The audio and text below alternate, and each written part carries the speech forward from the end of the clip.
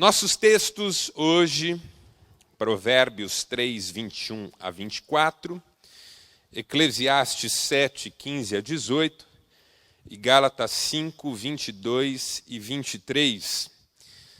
Nosso tema é excelência e equilíbrio. Como você sabe, nós estamos falando esse semestre sobre excelência. E a cada quarta-feira temos relacionado um conceito ao conceito de excelência. Já falamos sobre motivação, já falamos sobre concentração e hoje eu queria falar sobre equilíbrio. E os nossos textos dizem assim: Meu filho, guarde a sensatez e o equilíbrio. Nunca os perca de vista, pois trarão vida a você e serão um enfeite para o seu pescoço. Então você seguirá o seu caminho em segurança e não tropeçará. Quando se deitar, não terá medo, e o seu sono será tranquilo. Próximo texto, Eclesiastes 7, diz assim: Nesta vida sem sentido eu já vi de tudo. Um justo que morreu apesar da sua justiça e um ímpio que teve vida longa apesar da sua impiedade.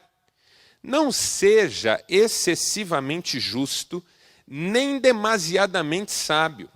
Por que destruir a si mesmo? Não seja demasiadamente ímpio e não seja tolo. Por que morrer antes do tempo?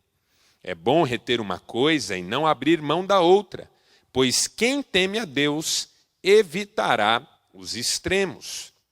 E ultimamente, ou finalmente, mas o fruto do Espírito é amor, alegria, paz, paciência, amabilidade, bondade, fidelidade, mansidão e domínio próprio. Contra essas coisas não há lei. Até aqui.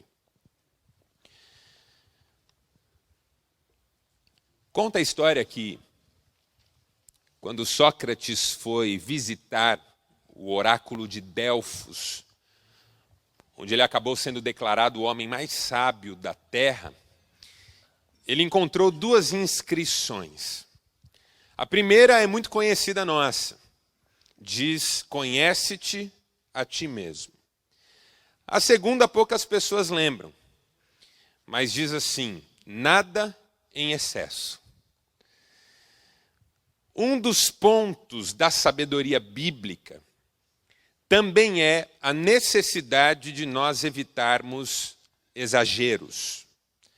Nada em excesso. Nada em excesso é bom, nem coisa boa. Temos que tomar muito cuidado com os desequilíbrios na vida. Esse texto de Eclesiastes que nós lemos chega a ser emblemático. Não sejas demasiadamente justo. Não sejas demasiadamente sábio. Quem diria que nós íamos ler isso na Bíblia Sagrada? Por que destruir a si mesmo? Exageros são nocivos mesmo quando a coisa é boa.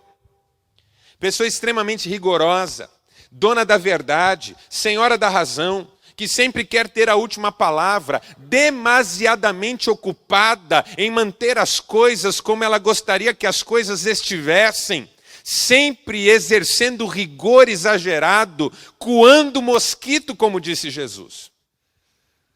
Jesus tinha dificuldade com gente demasiadamente justa, tanto que ele as evitava. Pessoas demasiadamente justas não eram do círculo de Jesus. E ele se justificava dizendo: gente sã não precisa de médico, eu estou aqui para gente doente.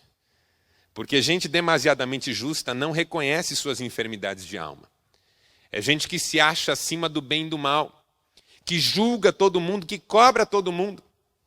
A principal crítica que Jesus recebeu nessa terra foi essa: você é condescendente com os pecadores.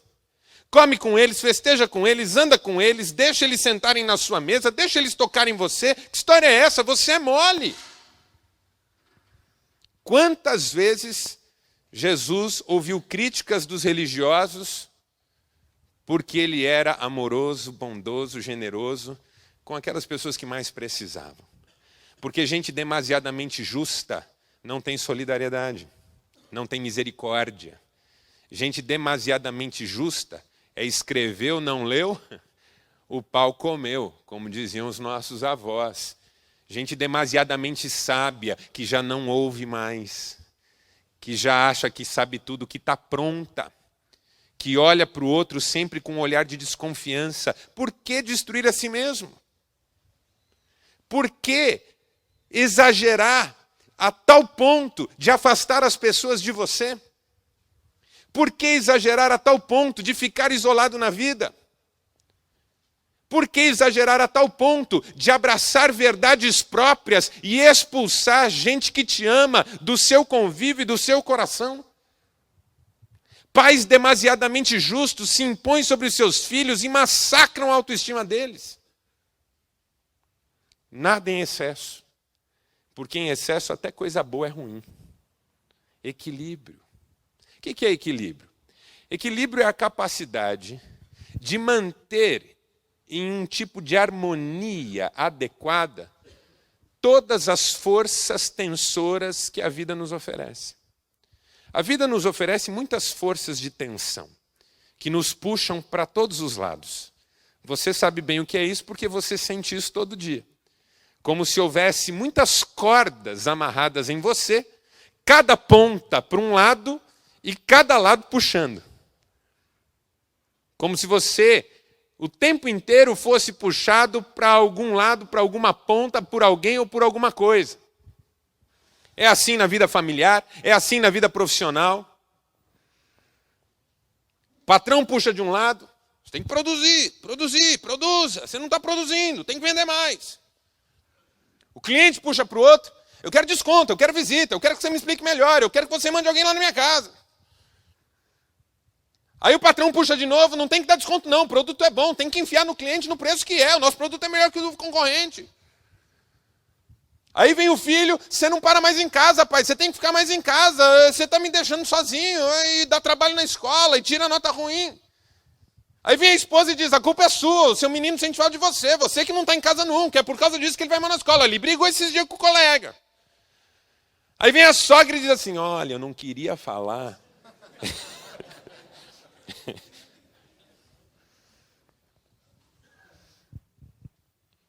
E vem um amigo, e vem a igreja, e vem a sociedade, e vem a associação de que você participa, e você não vem na reunião, você precisa vir mais na reunião, está todo mundo fazendo, menos você. E você fala, meu Deus, pressões.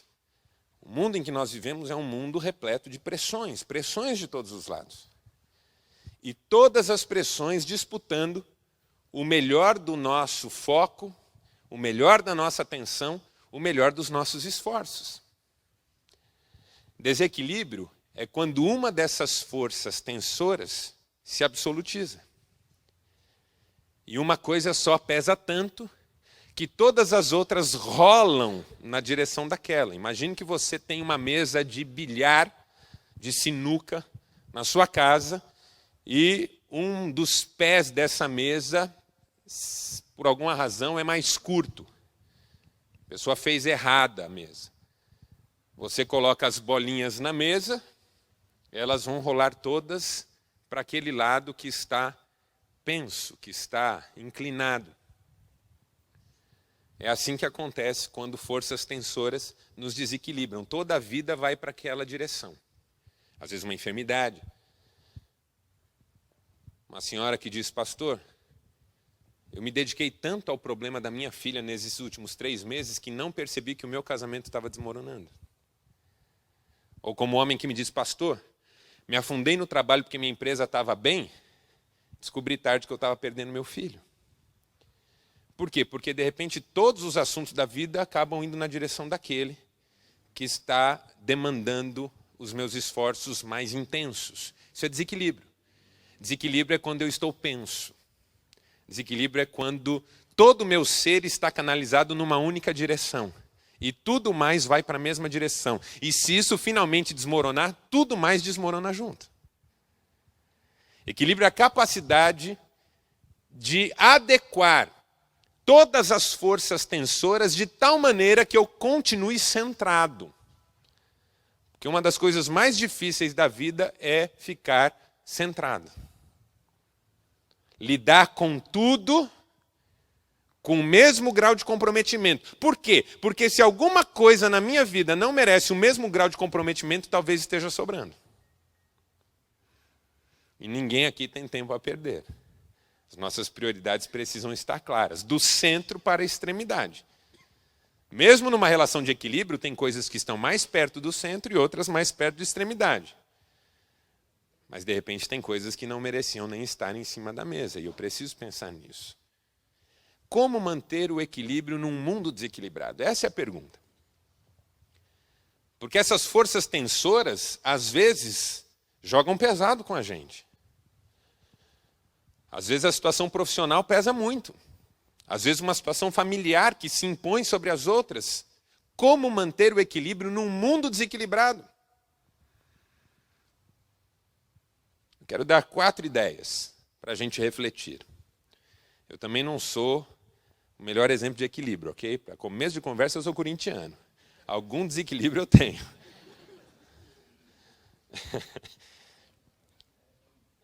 Mas a gente pode pensar melhor nisso, né? Mudar de time não vamos mesmo, mas pelo menos melhorar em algumas outras coisas, né?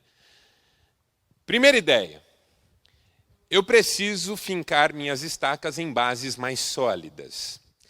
Porque se a questão é equilíbrio, uma coisa é eu ter dificuldade de equilibrar-me por causa das forças tensoras que me disputam. Outra coisa é a base em que eu estou colocado também ser oscilante. Uma coisa é ficar em pé em terreno firme. Outra coisa é ficar em pé em terreno arenoso. Areia movediça. Uma coisa é ficar em pé em casa. Outra coisa é ficar em pé numa embarcação no meio do mar, em meio a uma tempestade.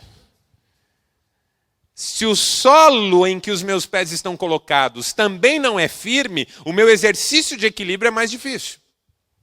Uma coisa é andar na corda fixa, o que já não é fácil. Outra coisa é andar na corda bamba. Se alguém esticar uma corda aqui e disser ande, por mais fixa que ela esteja, eu já vou ter dificuldade. Mas se ela estiver solta, aí só se eu for profissional do ramo, porque não dá. Bom, eu não consigo nem na fixa, né? Quanto mais na bamba. Quais são as minhas bases? Por quê? Porque eu posso escolher bases ruins para fixar as minhas estacas existenciais. Por exemplo, eu posso fincar as minhas estacas na minha autoconfiança. E a autoconfiança não é uma base boa. Porque quais são os meus recursos, possibilidades, poderes, realmente, para solucionar uma situação grave? Uma pessoa muito autoconfiante, ou seja, que confia muito em si mesma, pode ser surpreendida pelo fato de que não é tudo o que pensa. O apóstolo Paulo diz assim, Romanos capítulo 12, verso 3, não pense cada um de si mesmo mais do que convém. Mas pense cada um de si mesmo com equilíbrio e moderação, segundo a medida da fé. Por quê? Porque a autoconfiança não é um bom terreno para eu fincar as minhas... eu dou jeito. Eu resolvo.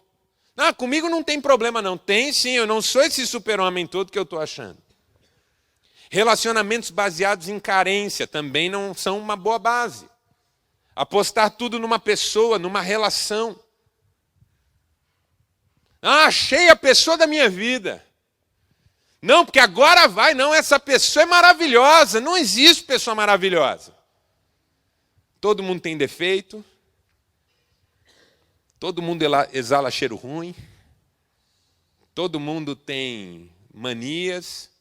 Todo mundo entra em crise. Todo mundo oscila. Quando a Bíblia diz assim, maldito o homem que confia no homem e faz dele o seu braço forte, mas bendito o que confia no Senhor e espera nele, ela está dizendo isso. Cuidado com as bases que você escolhe para fincar as suas estacas. Porque relacionamentos baseados em carência, onde eu projeto todo o meu desejo de ser amado, de ser benquisto, de ser bem tratado numa pessoa, terreno oscilante. Essa pessoa pode me decepcionar, pode me frustrar e eu posso não me levantar mais dessa queda. Recurso financeiro, por exemplo. Pessoas que apostam tudo no recurso financeiro.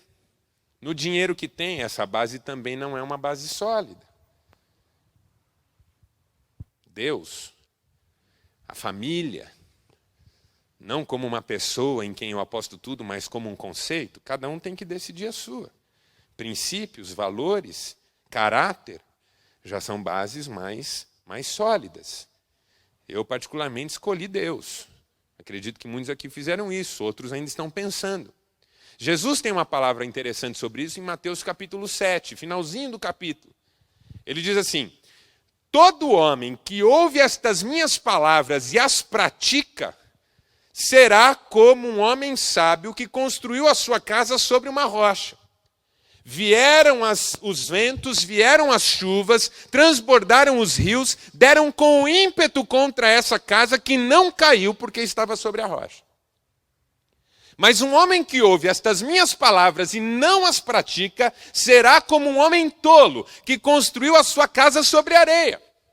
Vieram os ventos, vieram as chuvas, transbordaram os rios, deram contra essa casa que caiu e foi grande a sua ruína. Porque a diferença não está entre sofrer ou não sofrer com as intempéries da vida. As chuvas, os ventos, os rios dão contra as duas casas. A da rocha e a da areia. A questão não é qual sofre e qual não sofre. A questão é onde uma está construída e onde a outra está construída. Porque a que está construída em bases frágeis vai desmoronar.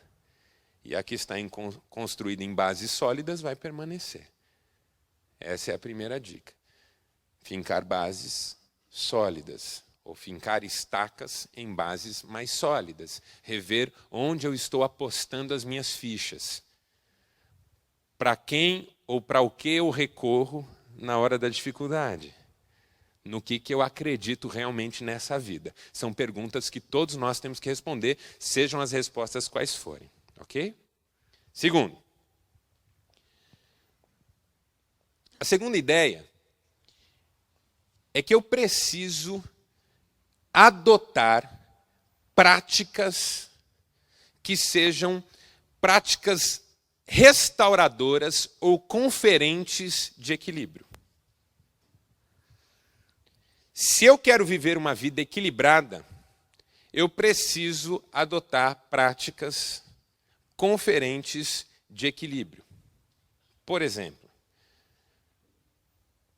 boas amizades são ambientes restauradores de equilíbrio, porque é inevitável que em algum momento da vida a gente desequilibre, é inevitável. Em algum momento da vida você estoura, você pende para um lado, você cai. É inevitável. A gente quer ser equilibrado, quer manter o equilíbrio, mas é inevitável que em algum momento as coisas saiam do plano, saiam do roteiro. Quais são as forças que nós adotamos na vida como práticas que vão nos ajudar a restaurar equilíbrio, harmonia, um tempo de reconstrução talvez na vida da gente? Boas amizades. Boas amizades. Porque tem gente que nessa hora nos ajuda e tem gente que nessa hora põe pilha na gente. Você vai conversar com um amigo e diz assim: rapaz, estou numa crise lá em casa com a minha esposa, eu não sei o que eu faço. Ele olha para você e fala assim: na minha eu já larguei faz tempo, não sei o que você está fazendo com a sua. Rapaz, eu estou com um colega lá no trabalho que eu não sei mais o que eu faço com ele, eu tento ajudar, mas ele só tenta puxar meu tapete. Rapaz, dá na cara dele. Manda ele... Não tem gente que é assim? Ah, se é comigo. Eu acho tão legal quem fala isso. Ah, se é comigo. Rapaz, eu estou numa crise financeira. Ah, rapaz, não... quer saber? A vida é assim mesmo. Vai lá. Não, depois, se não der, não paga. Que todo mundo se dane. Tem gente que é assim. Que ao invés de nos ajudar a recuperar um estado de equilíbrio, põe pilha na gente. Eu preciso de amizades que possam me ajudar a restaurar ambientes de segurança. não quer dizer que eu vou transferir para um amigo os meus problemas. Porque pessoas também que não põem pilha em mim, mas assumem os meus problemas sobre os ombros dela, de modo que antes era eu com o problema, agora somos nós dois com o mesmo problema, também não ajudam muito. A gente vive num tempo em que as pessoas estão conversando umas com as outras, não para celebrar a amizade e compartilhar experiências, mas para jogar umas sobre as outras os seus problemas. Quando um líder da igreja que eu pastorei diz assim, pastor, fui visitar fulano que está passando por uma luta, e eu fui lá aconselhar, está separando da mulher, cheguei 10 horas na casa dele, saí 3 horas da manhã. Falei, irmão, está errado. Está errado. Conversa boa, em 1 hora no máximo, já se desenrolou. Conversa que dura 4 horas, 5 horas, não chega em lugar nenhum. Por quê? Porque passado o primeiro momento, o que acontece? Volta o assunto tudo de novo. Você está lá conversando com fulano, calma, perdoa, não fica assim.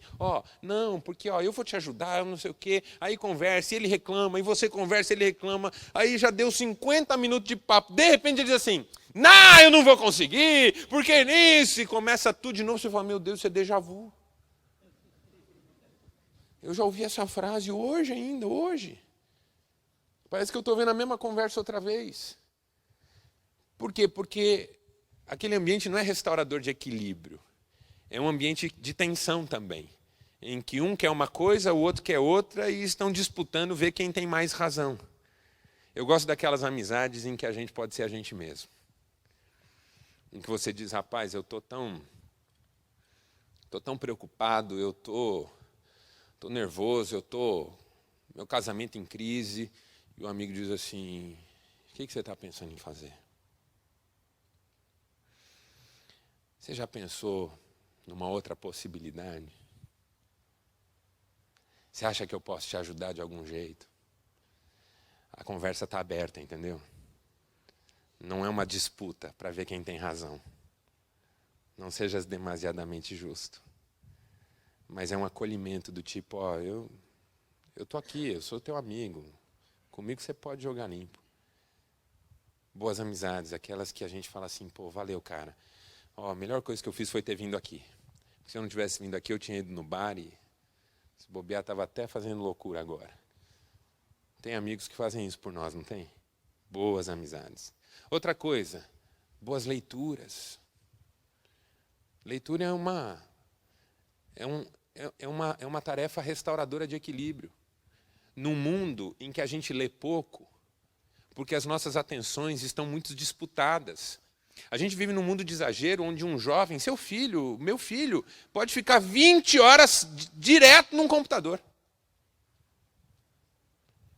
Superficial, amizades superficiais, relacionamentos superficiais, muita informação bombardeando a nossa mente, nada é desenvolvido e trabalhado, e a gente não tem mais aquela capacidade imaginativa. Um dia desses, uma irmã falou assim para mim, pastor, eu não sei o que acontece comigo, eu vou ler a Bíblia, e aí quando eu começo a ler a Bíblia eu durmo. Será que é o diabo? Eu falei, se é o diabo, fala para ele não parar, não. Porque a melhor coisa do mundo é você começar a ler a Bíblia e dormir. Porque pior do que dormir lendo a Bíblia é passar horas insones na frente de uma televisão. A coisa mais gostosa do mundo é acordar no dia seguinte com a Bíblia no peito. Por quê? Porque aquilo me tranquilizou a tal ponto que eu nanei. Agora não, é de uma novela para a segunda novela. Da segunda novela para a terceira novela. Da terceira novela para um filme. Do filme para outro filme. Do outro filme para outro filme. E quando vier 4 horas da manhã. E a mente não está cheia de nada bom. Uma boa leitura. Um bom livro. Oração. Quem acredita em Deus, oração. É um exercício restaurador de equilíbrio. Uma vez um sujeito na igreja que eu pastorei perguntou assim, pastor, quanto tempo a gente deve orar por dia? Quando eu não gosto muito da pessoa, eu digo assim, 6 horas. Pastor, eu não consigo. Não, consegue. Fica lá na sua casa tentando, consegue sim.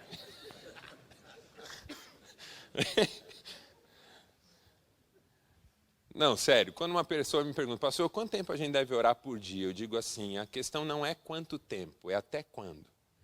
Porque se você for ver a espiritualidade de Jesus no Novo Testamento, Jesus faz orações rápidas de uma frase, como diante do túmulo de Lázaro, e orações demoradas de 2 horas, como no jardim do Getsêmani. Qual é a questão? Que sempre que ele termina, ele está pronto para o que vem pela frente. Jesus ora uma frase diante do túmulo de Lázaro, mas depois que ele ora essa frase, ele manda Lázaro ressuscitar. Jesus ora 2 horas no Getsêmani, mas depois que ele levanta, ele diz, o traidor vem aí e eu estou pronto. Quanto tempo é preciso até que eu finalmente entregue o meu problema para Deus e acalme o meu coração? Depende do problema, depende do coração.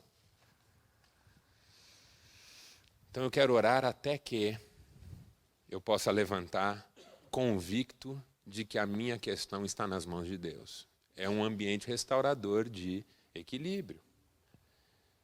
E tantas outras coisas que de repente a gente pode levantar aqui. Descanso. Precisa descansar, irmão. Precisa descansar. Descanso também é fator restaurador de equilíbrio. Gente que não dorme, que não descansa, que está sempre correndo, tende a funcionar mais em alta voltagem. E aí, quando encosta, dá choque. Tem que relaxar. A vida não é trabalhar o tempo inteiro, a vida não é ganhar dinheiro. Jesus disse que a vida do homem não consiste na abundância de bens que ele possui. Enquanto eu não entender isso, eu fico full time ligado e estou sempre à flor da pele. Criar ambientes fortalecedores de equilíbrio ou restauradores de equilíbrio. Terceiro, evitar superexposições ou compromissos em demasia. Isso também é fator desequilibrante na vida da gente. Quando uma pessoa diz assim para mim, pastor, meu dia precisava ter 30 horas. Está errado.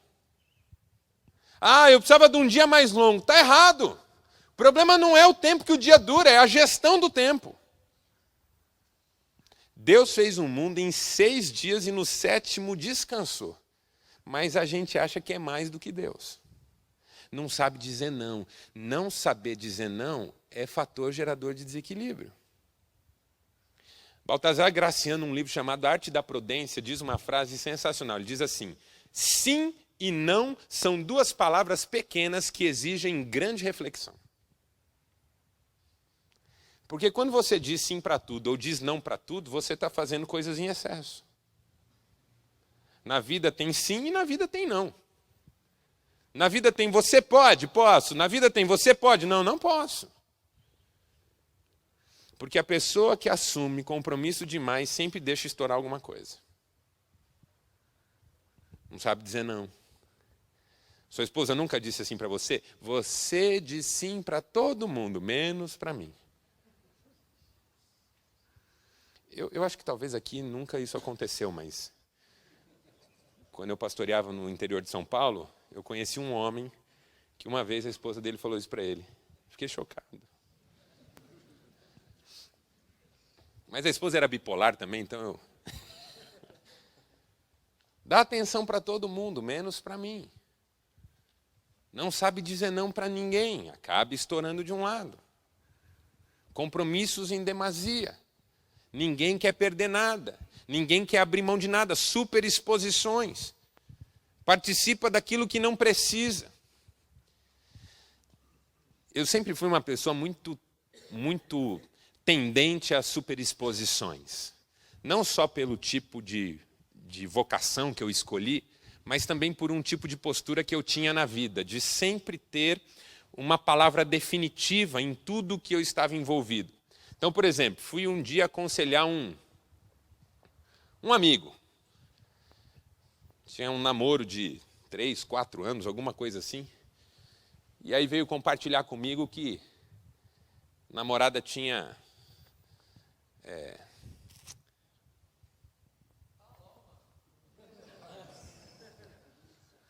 tinha posto um par nele.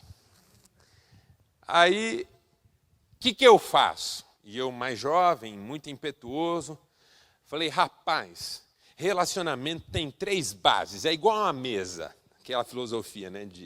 É igual uma mesa, tem 3 bases, amor, confiança e mais uma lá que eu não lembro agora.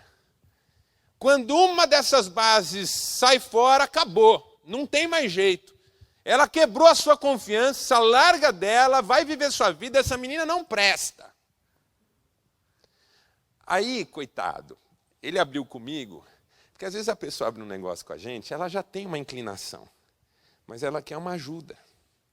Eu falei, então, mas eu gosto tanto dela.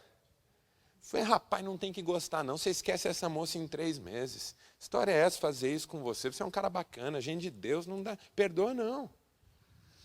Ele falou, então, mas eu precisava pensar nisso. Não tem que pensar, não. E aí eu fui me exaltando e falei assim, é o seguinte, você quer ficar com ela, fica. Eu, como teu amigo, acho que você não tem que ficar, mas se você ficar com ela, problema seu. Eu é que não quero mais saber.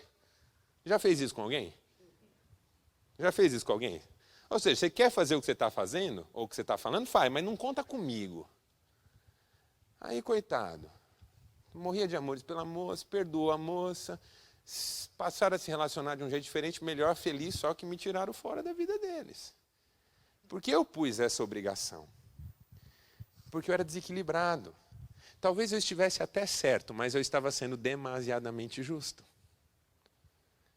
Então, em nome de uma convicção, eu rompi uma amizade. E era uma amizade geradora de equilíbrio. Uma boa amizade. Sabe gente assim que não pode perder nada? Se superexpõe, dá opinião até quando não pedem. Ô rapaz, fiquei sabendo que você está passando por isso. Se fosse eu no teu lugar, eu ia fazer isso. Superexposição. O que as nossas avós diziam? Em briga de marido e mulher, ninguém mete a colher. Por quê? Superexposição é complicado. Ninguém pediu sua ajuda, ninguém pediu sua opinião. Ore, cale, espere o melhor momento. Mas não tem aquele momento que eu tenho que me... Ok, tem aqueles momentos em que eu tomo a iniciativa, mas eles são mais raros do que muitas vezes acontece comigo. Porque à medida em que eu me superexponho, a tendência é que eu também crio uma força de tensão. E eu não vou resolver o problema do mundo inteiro. Alguém já te acusou de tentar abraçar o mundo? Às vezes eu tento fazer de tudo um pouco e não faço o que é fundamental.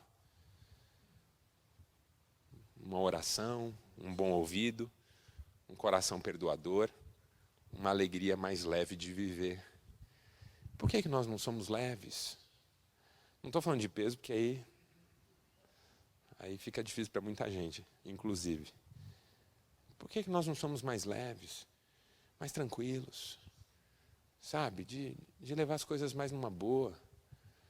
A gente se irrita com tudo, tudo tem sentido negativo. Você lê uma frase no Facebook do amigo, ele deve estar falando isso por minha causa. Pô, por que tem que ser por sua causa? E se for também, qual que é o problema?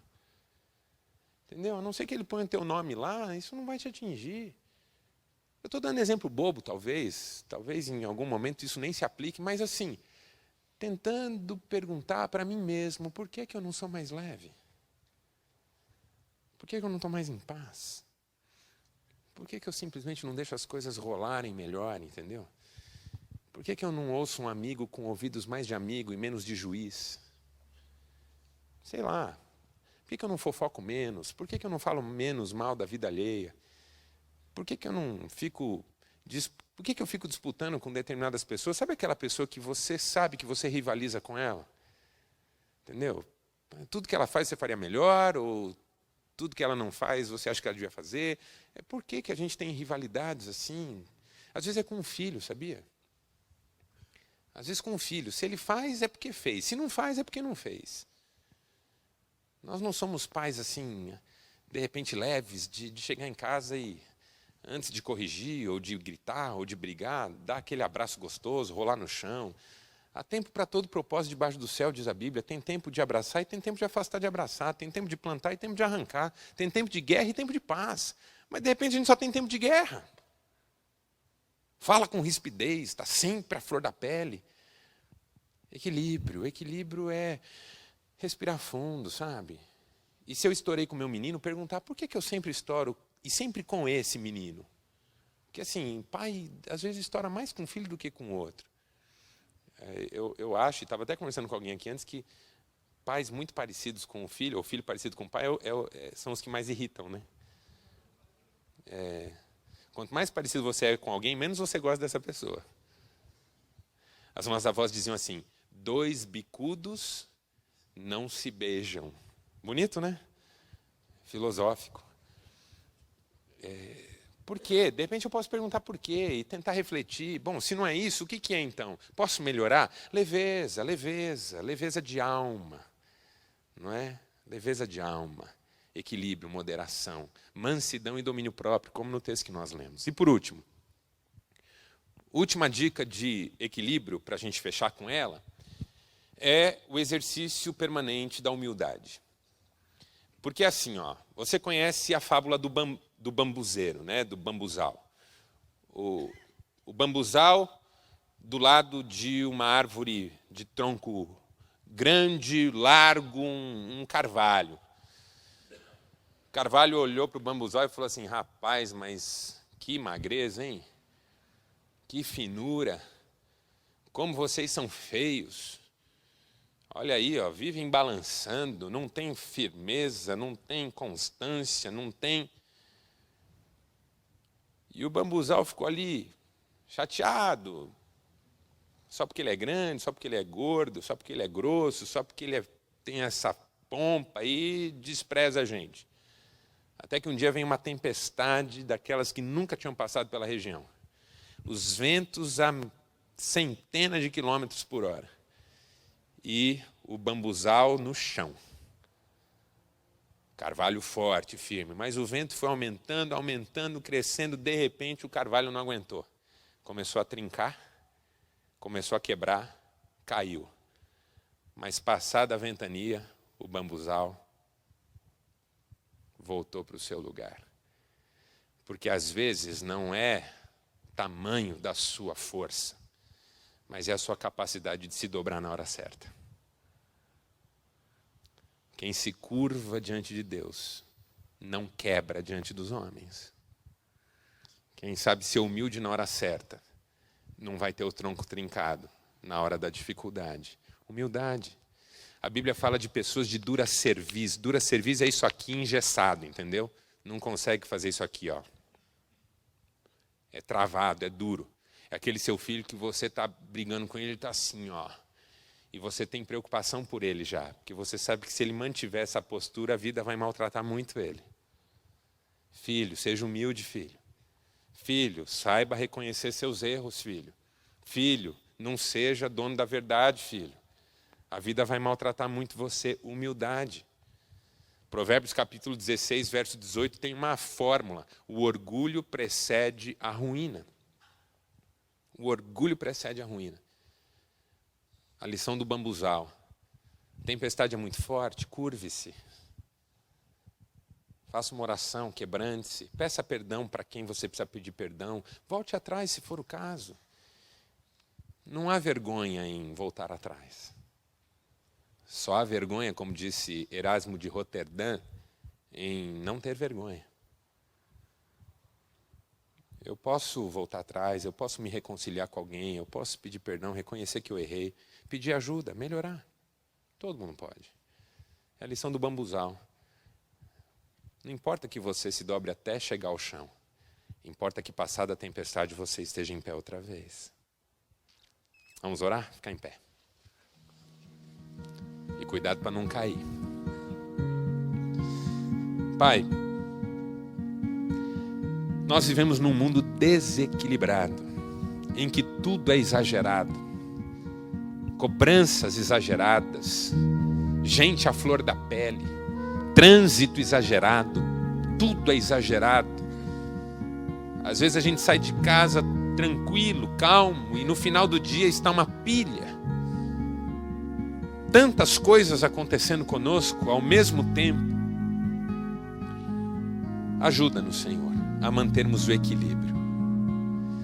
E se eventualmente não aguentarmos e cairmos, pegamos bagagem demais, o terreno é oscilante demais.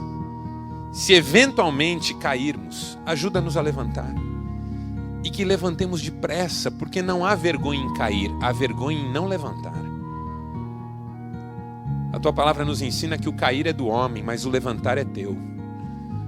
Se alguém aqui está caído, ou está desequilibrado, ou está à flor da pele, ou está naufragando junto com um problema que já se avolumou a ponto de ser absoluto, dá força para essa pessoa, Pai, para que ela possa voltar ao centro. Não o centro da nossa vida, o centro da tua vontade. É o melhor lugar sempre. É o que eu te peço por mim e por todos os meus irmãos aqui, em nome de Jesus. Amém. Valeu, gente. Deus abençoe, bom descanso, bom feriado, boa Páscoa. Até quarta-feira que vem, se Deus quiser, estaremos de volta. Tchau.